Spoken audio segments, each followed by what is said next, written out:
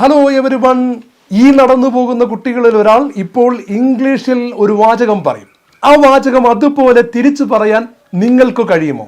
അങ്ങനെ കഴിഞ്ഞാൽ ഒന്നുകിൽ നിങ്ങൾ ഇപ്പോൾ ഇംഗ്ലീഷ് നന്നായി സംസാരിക്കുന്ന ആളായിരിക്കും, അല്ലെങ്കിൽ അല്പം ശ്രമിച്ചാൽ ഇംഗ്ലീഷ് സംസാരിക്കാനുള്ള കഴിവ് നേടാൻ നിങ്ങൾക്കാകും. ഒരു വാചകം തത്ത് പറയുന്നത് പോലെ പറയാൻ കഴിഞ്ഞാൽ അതുകൊണ്ട് എന്താ പ്രയോജനമെന്നല്ലേ? പ്രയോജനമുണ്ട്. ഒരു ഇംഗ്ലീഷ് വാചകം വെറുതെ പറയുകയല്ല, ഇഴകേറി പഠിച്ച് പറഞ്ഞാൽ അതുപോലെ 100 വാചകങ്ങൾ ഉണ്ടാക്കി പറയാൻ നിങ്ങൾക്ക് സാധിക്കും. ഈ വീഡിയോ സ്കിപ്പ് ചെയ്യാതെ മുഴുവൻ കണ്ടാൽ ഒരു വാചകം കൊണ്ട് 100 വാചകങ്ങൾ പറയുന്നത് എങ്ങനെയെന്ന് നിങ്ങൾ പഠിക്കാൻ പോകുകയാണ്. ഇംഗ്ലീഷിൽ ഇഷ്ടം പോലെ വാചകം അടിക്കാൻ, ലാത്തി അടിക്കാൻ ആഗ്രഹിക്കുന്നവർക്ക് വേണ്ടി ട്രിപ്പിൾ പെർഫെക്റ്റ് ഒരുക്കുന്ന ബിലാത്തി കഫയിലേക്ക് സ്വാഗതം.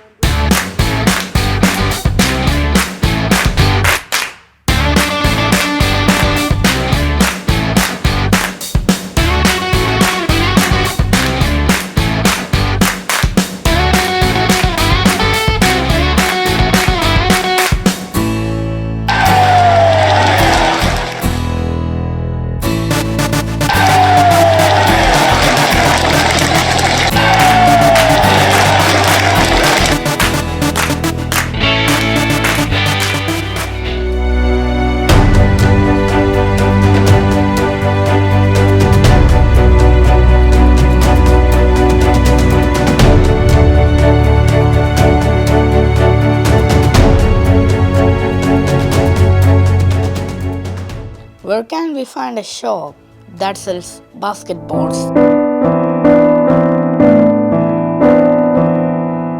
യെസ്, ഈ വാചകമാണ് നമ്മൾ ഇഴകീറി പഠിക്കാൻ പോകുന്നത്. Where can I find a shop that sells basketballs?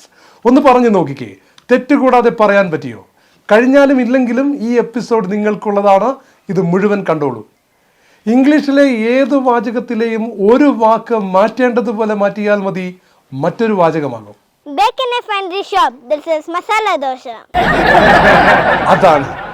ഈ വാചകം ഇതുപോലുള്ള മറ്റു വാചകങ്ങൾ പറയാൻ സാധിക്കുന്ന രീതിയിലാണ് നമ്മൾ പഠിക്കാൻ പോകുന്നത്. ഇപ്പോൾ ഈ വാചകത്തെ നമുക്ക് 3 കഷണങ്ങളാക്കാം. 1 where can I, 2 find a shop, 3 that sells basketballs. where എവിടെ, can കഴിയും, I ഞാൻ, എനിക്ക് എവിടെ കഴിയും. where can I? എന്നോടൊപ്പം പറഞ്ഞു നോക്കിക്കേ. where can I? ഒന്ന് പറയൂ. find കണ്ടുപിടിക്കുക, a shop ഒരു കട കണ്ടുപിടിക്കാൻ, find a shop.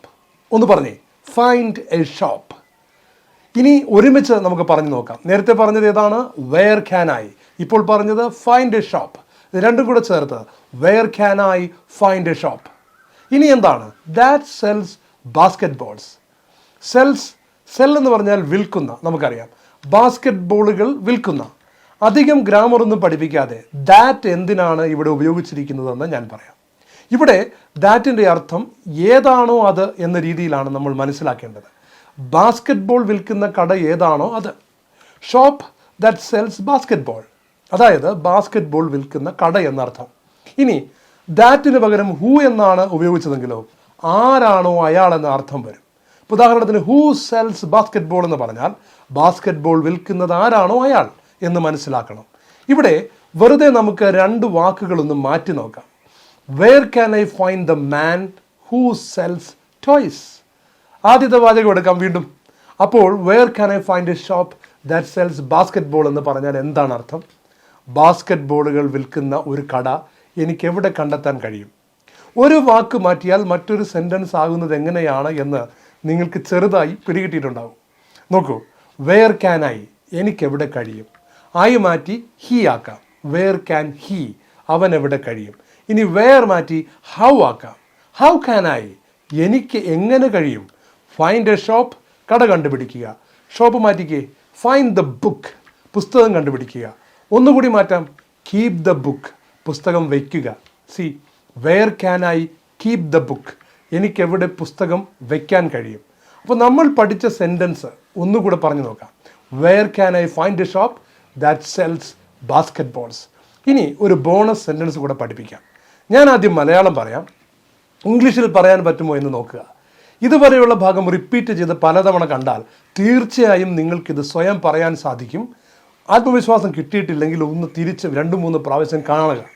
വാക്യം ഇതാണ്: കരാട്ടെ പഠിപ്പിക്കുന്ന ഒരു മാസ്റ്ററെ എനിക്ക് എങ്ങനെ കണ്ടെത്താൻ കഴിയും? നമുക്കൊന്ന് പറഞ്ഞു നോക്കാം. എനിക്കെങ്ങനെ കഴിയും? How can I? ഒരു മാസ്റ്ററെ കണ്ടെത്താൻ. Find a master.